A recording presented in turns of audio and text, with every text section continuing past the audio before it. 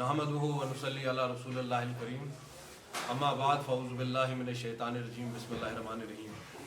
आप सब लोगों का शुक्रिया है कि आज की प्रोसीडिंग्स कवर करने के लिए आप यहाँ आए। कुछ ज़रूरी जो इतलात है, कुछ हमारे जो तासुरात है वो आपके ज़रिए कौम के सामने रखना चाहते हैं। पिछले एक हफ़्ते की जो तमाम पेशन गोई है, जो सियासी हालात है वो आप सबके सामने है। किस तरह एक मस्जिद में जहाँ कई सौ साल नमाज पढ़ाई गई ज्ञानवापी में, वहाँ के सलर में ये इजाज़त दी जा रही है कि वहाँ पूजा कराई जाए। प्लेसेस ऑफ वर्शिप एक्ट को बालाए ताक रख के ये सारे इकदाम अभी की मोदी हुकूमत उठा रही है। और साथ ही साथ आपने वो नज़ारे भी देखे होंगे, ईडी वाले किस तरह लालू प्रसाद यादव को, मीसा भारती को, तेजस्वी यादव को, पूरी आरजेडी को क्वेश्चनिंग के लिए बुला रही है। हिंदुस्तान के एक बहुत बड़े ट्राइबल लीडर जो कि एक चीफ मिनिस्टर भी है, हेमंत सोरेन, और probably this is the first time in the history of India कि एक सिटिंग चीफ मिनिस्टर को अरेस्ट किया गया। और उसके साथ साथ आपने देखा होगा जेके पुलिस कैसे सेंसस बन गई है और किस तरह वो सेंसस के दस्तावेज जो है हर घर में भेज रहे हैं। आप अपना फ़ोन नंबर दे दीजिए, फोटोग्राफ्स दे दीजिए, व्हीकल नंबर दे दीजिए, आधार कार्ड दे दीजिए। तो इन सब पे जो हमारे तासुरात हैं हम कौम के सामने रखेंगे। सबसे पहली बात जो हम आपके ज़रिए कौम को बताना चाहते हैं, इलेक्ट्रॉनिक वोटिंग मशीन। जिस इलेक्ट्रॉनिक वोटिंग मशीन के खिलाफ आज सुप्रीम कोर्ट के लॉयर जो है वो सरापा एहतजाज है। वो दिल्ली में सुप्रीम कोर्ट के बाहर जंतर मंतर पे हर जगह ये आवाज़ ऊंची कर रहे हैं कि ये ईवीएम जो है ये हैकेबल नहीं है, इट कैन बी मैनिपुलेटेड।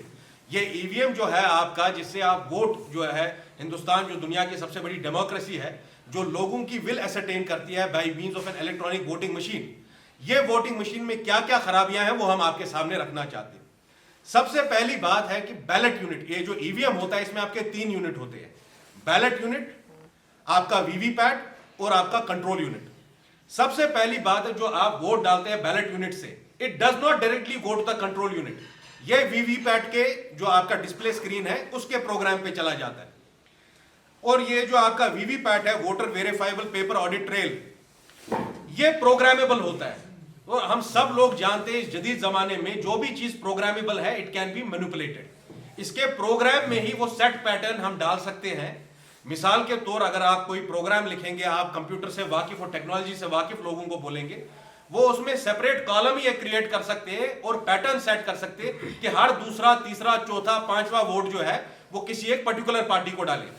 जब आप वीवीपैट से स्लिप निकालेंगे, बेशक उसमें वही सिंबल आएगा जो आपने वोट किया है, मगर जो सिग्नल आगे कंट्रोल यूनिट को जाता है। और यह प्रूव किया गया है, अगर जरूरत पड़ेगी यहाँ के election commission, state election commission को हम दस्तावेज दे देंगे और सबूत दे देंगे कि हम क्यों बोल रहे हैं कि ईवीएम मैनिपुलेट किया जा सकता है। अच्छा, सबसे बड़ी चीज जो इस ईवीएम में है, मैंने आपको कहा एक बैलेट यूनिट होता है जिसपे आप वोट प्रेस करते हैं, वीवीपैट होता है जिससे वो वेरिफिकेशन स्लिप निकलती है, और तीसरा यूनिट होता है कंट्रोल यूनिट, जहां ये वोट जो है ये दर्ज होता है। और जब इलेक्शन की काउंटिंग होती है तब आप देखिए मतलब अलमिया क्या है, जो ये बैलेट यूनिट है जिसे आपने वोट डाला इसको पूरी तरीके से डिस्कार्ड किया जाता है, सिर्फ कंट्रोल यूनिट जो है इसको इस्तेमाल किया जाता है। अब मिसाल के तौर आसान अल्फाज में समझाने के लिए मैं बताऊं, आप सबके पास किसी एक कंपनी की गाड़ी होगी, वो स्पेसिफिक मॉडल होगा, आपकी चाबी और इस गाड़ी के साथ जो है लिंक किया जाता है इसको इलेक्ट्रॉनिकली, इसको इलेक्ट्रॉनिक हैंडशेक बोलते हैं। जब आप अपनी गाड़ी की चाबी से लॉक खोलते हैं तो वो गाड़ी अनलॉक हो जाती है। ये एक हर specific key is connected to respective unit. ये बात कंट्रोल यूनिट में नहीं है। कोई भी कंट्रोल यूनिट किसी भी अदर यूनिट के साथ वो इंटरेक्ट कर सकता है। इससे मैनिपुलेशन की एक और जो विंडो है वो खुलती है।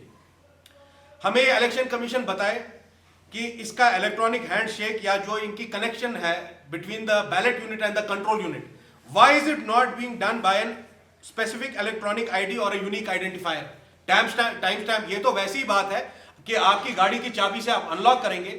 मिसाल के तौर आपके पास XYZ गाड़ी हो, कोई हुंडई की गाड़ी हो, आप गाड़ी अनलॉक करते हैं और आप किसी की भी गाड़ी में चढ़ जाते हैं, तो वैसी बात है।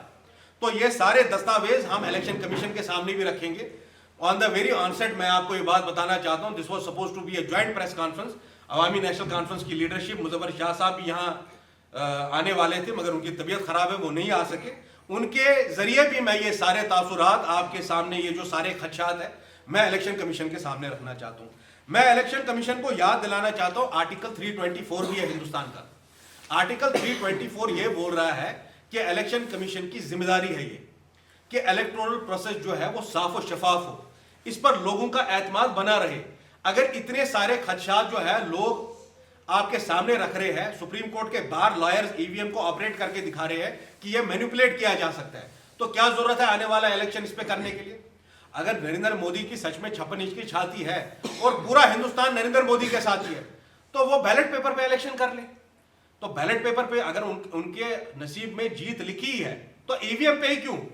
और ये बात बता रहा हूं, आने वाला इलेक्शन जो भी जम्मू कश्मीर में होगा और जब भी इलेक्शन कमीशन के जो लोग हैं हुकाम यहां आएंगे, हम इन रिटर्न ये बात बोलेंगे कि हम ईवीएम पे इलेक्शन नहीं चाहते। दूसरी बात, आपको पता है गवर्नमेंट ऑफ इंडिया में एक बहुत बड़े फॉर्मर सेक्रेटरी गुजरे हैं EAS शर्मा साहब। EAS शर्मा साहब ने अभी के जो हमारे इलेक्शन कमिश्नर है Rajiv Kumar, chief election commissioner Rajiv Kumar को इन रिटर्न उन्होंने लिख के भेजा कि भारत इलेक्ट्रॉनिक लिमिटेड जो ईवीएम बनाती है कंपनी, जो कंपनी ईवीएम बनाती है, उसके बोर्ड ऑफ डायरेक्टर्स में बीजेपी के लोग हैं। कौन कौन लोग हैं? डॉक्टर पार्था साथी, ये डॉक्टर पार्था साथी बीजेपी में है और ये ओबीसी मोर्चा के जो है इंचार्ज है। अभी ये ओबीसी मोर्चा के इंचार्ज है और ये अभी भारत इलेक्ट्रॉनिक लिमिटेड के बोर्ड ऑफ डायरेक्टर्स में है। और अलमिया ये है कि बोर्ड ऑफ डायरेक्टर्स में कुल 60 डायरेक्टर्स है, उसमें से 4 जो है वो बीजेपी के हैं। मनसुख भाई काश्चरिया, डिस्ट्रिक्ट प्रेसिडेंट राजकोट बीजेपी, ये आप देख लीजिए इनकी शक्ल जरा आराम से। मनसुख भाई काश्चरिया जो है वो डिस्ट्रिक्ट प्रेसिडेंट है बीजेपी के राजकोट के, और ये भारत इलेक्ट्रॉनिक लिमिटेड में इंडिपेंडेंट डायरेक्टर का पोस्ट होल्ड करते हैं। ये कैसे हो रहा है, ये हम इलेक्शन कमीशन से पूछना चाहते हैं, ऑनरेबल होम मिनिस्टर से पूछना चाहते हैं। यही नहीं, मिस्टर शिवनाथ यादव, ये फॉर्मर वाइस प्रेसिडेंट है यूपी बीजेपी के, ये भारत इलेक्ट्रॉनिक लिमिटेड के बोर्ड में क्या कर रहे हैं? जो कंपनी ईवीएम बनाती है उसके बोर्ड ऑफ डायरेक्टर्स में अगर बीजेपी के लोग बैठेंगे, यही EAS शर्मा साहब राजीव कुमार साहब को जो चीफ इलेक्शन कमिश्नर है इलेक्शन कमीशन ऑफ इंडिया के, उनको लिख के भेज रहे हैं कि बीजेपी के लोग क्या कर रहे हैं वहां पे। 7 में से 4 डायरेक्टर बीजेपी के हैं। क्या इससे लोगों का एतमाद इलेक्शन प्रोसेस में बढ़ता है या कम होता है? ये सवाल हम अभी की हुकूमत से करना चाहेंगे। हमारे पास बहुत सारे जो इसके जरिए जो दस्तावेज है वो इंशाल्लाह जब इलेक्शन कमीशन की टीम यहां आएगी और स्टेट इलेक्शन कमीशन को इन रिटर्न हम ये तमाम खदशात जो है वो भिजवाएंगे। दूसरी जो सबसे बड़ी बात अभी हुई है, जो सानिया पेश हुआ है, एक मस्जिद में जहां कई 100 साल से नमाज की जा रही है, वहां पे Varanasi court places of worship act, जिसको सुप्रीम कोर्ट के जजमेंट ने कहा it is a part of basic structure of Indian constitution, उसको बालाए ताक रख के वहां पे बोला जा रहा है कि वहां पूजा कराई जाए ज्ञानवापी मस्जिद में। तो कुछ चीजें जो हैं, कुछ जो आदाद शुमार है वो हम आपके सामने रखना चाहते हैं। प्लॉट नंबर 93-94 जो ज्ञानवापी मस्जिद है, उसमें जो अभी काशी विश्वनाथ जो टेंपल का जो एक्सपेंशन हुआ, उसमें एक प्लॉट मुस्लिम साइड की तरफ से लिया गया और एक साइड मुस्लिम्स को दिया गया। Revenue record 1883 report 9130, plot number 9130 is enlisted as a Muslim waqf property. अच्छा, आपके पास 1942 फरवरी वक्फ के गजट में यह लिखा गया है कि ज्ञानवापी मस्जिद जो है वो एक वक्फ की प्रॉपर्टी है। 1937 में जजमेंट आता है दीन मोहम्मद वर्सेस स्टेट, उसमें यह बात वाज़ेह तौर पे कोर्ट के वर्डिक्ट में लिखी गई है, जो जमीन है ज्ञानवापी मस्जिद की, जो जिस जमीन पे ज्ञानवापी मस्जिद है उसके साउदर्न और नॉर्दर्न पेरिफेरीज जो है वो मुस्लिम वक्फ प्रॉपर्टी है। अब मैं ये बात honourable chief justice of India से पूछना चाहता हूं। चीफ जस्टिस साहब, आप मुझे बताइए आर्टिकल 32 कहां जाता है इंडियन कॉन्स्टिट्यूशन का? आर्टिकल 32 जो ये बोलता है, जो इजाजत देता है किसी भी ऑर्गेनाइजेशन को, किसी भी सियासी पार्टी को, किसी भी इंडिविजुअल को, कि अगर उसके फंडामेंटल राइट्स को इन्फ्रिंज किया जाए वो सुप्रीम कोर्ट के दरवाजे पर दस्तक दे सकता है। क्यों ऐसी बात हुई जब ज्ञानवापी मस्जिद की इंतजामिया कमेटी सुप्रीम कोर्ट के सामने गई? सुप्रीम कोर्ट ने यह बताया कि आप हाई कोर्ट पे अपील कीजिए। यही बात हेमंत सोरेन के केस में भी हो रही है, जो एक ट्राइबल लीडर है, उनको पाबंद सलासिल किया गया है, उनके केस में भी सुप्रीम कोर्ट कह रहा है कि आप हाई कोर्ट चले जाए। ये तमाम चीजें आपके सामने हैं कि अभी इस वक्त क्या हो रहा है। बाबरी मस्जिद के केस में भी यही सारी चीजें हुई कि बाबरी मस्जिद में जब वो केस को मंजर आम पे लाया गया गोविंद वल्लभ पंत की हुकूमत में, उसके जब ये आइडल्स वेयर प्लेस्ड इन 1949, रात के अंधेरे में वहां मूर्तियां डाली गई बाबरी मस्जिद के अंदर, और उसके खिलाफ कार्रवाई करने के खिलाफ बाबरी मस्जिद पर ताला लगाया गया। उसके बाद नायर के वक्त, जब नायर डिप्टी कमिश्नर था, तब यह इजाजत दी गई कि पूजा वहां की जाए। प्लेसेस ऑफ वर्शिप एक्ट 1991 कहां जाता है चीफ जस्टिस साहब? मैं आपसे पूछ रहा हूं, आज मैं कश्मीरियों की आवाज बनकर यह बात आपसे कह रहा हूं, 25 करोड़ मुसलमान हैं हिंदुस्तान में, वो कहां जाएंगे अगर हर मस्जिद के पर आप अटैक करने लगे? हिंदुस्तान जो है वो अपने आईन के हिसाब से चलेगा। It will not be run as per the whims and fancies of Narendra Modi and Amit Shah. Lastly जो लास्ट पॉइंट है वो मैं आपसे जिक्र करूं जरा। चार अतराफ करबला मचा हुआ है। यह हाल है अभी कानून का, इंतजामिया का, कि 1948 सेंसस एक्ट है। 1948 सेंसस एक्ट ये नोटिफाई करती है कि सेंसस कौन लोग करते हैं।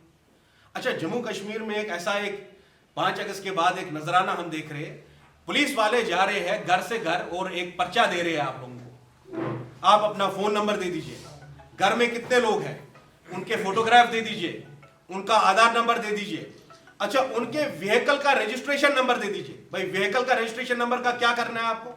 कौन आपको ऑथराइज कर रहा है ये एक्सरसाइज करने के लिए यहां पे? क्या ये कॉन्स्टिट्यूशनली वैलिड है? अच्छा, 1948 की सेंसस एक्ट आपको खुले तौर पे ये बोल रही है कि रजिस्ट्रार जनरल जो है और साथ में सेंसस कमिश्नर ऑफ इंडिया, इन्हीं की अथॉरिटी है सेंसस कराने की। उसके अलावा कोई भी स्टेट गवर्नमेंट, कोई भी अथॉरिटी सेंसस नहीं करा सकती है। आपको मालूम है अभी बिहार में कास्ट बेस्ड सेंसस हुआ, उसको सेंसस का नाम नहीं दिया गया, उसको कोर्ट में चैलेंज करवाया गया। उसको यह बताया गया कि कोई भी स्टेट गवर्नमेंट सेंसस नहीं कर सकती है, इट इज अ सर्वे। इसी सेंसस एक्ट का क्लॉज 3 और 4 आप पढ़ लीजिए।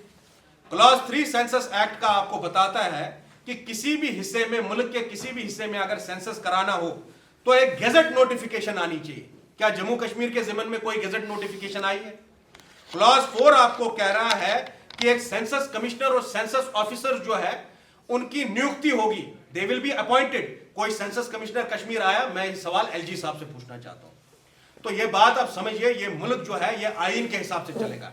India is a secular, sovereign, democratic country. It belongs to everyone. It does not only belong to 4% municipal minority. जो जिस तरह की ब्राह्मण सुप्रीमेसी में बिलीव करते हैं, हिंदू एक मजहब की अक्सरियत में बिलीव करते हैं, उस हिसाब से ये मुल्क चलने वाला नहीं है। ये मुल्क आईन के हिसाब से चलेगा। ये सारे दस्तावेज, ये सारे सबूत आपके जिम्मन से हम कौम के सामने रखते हैं।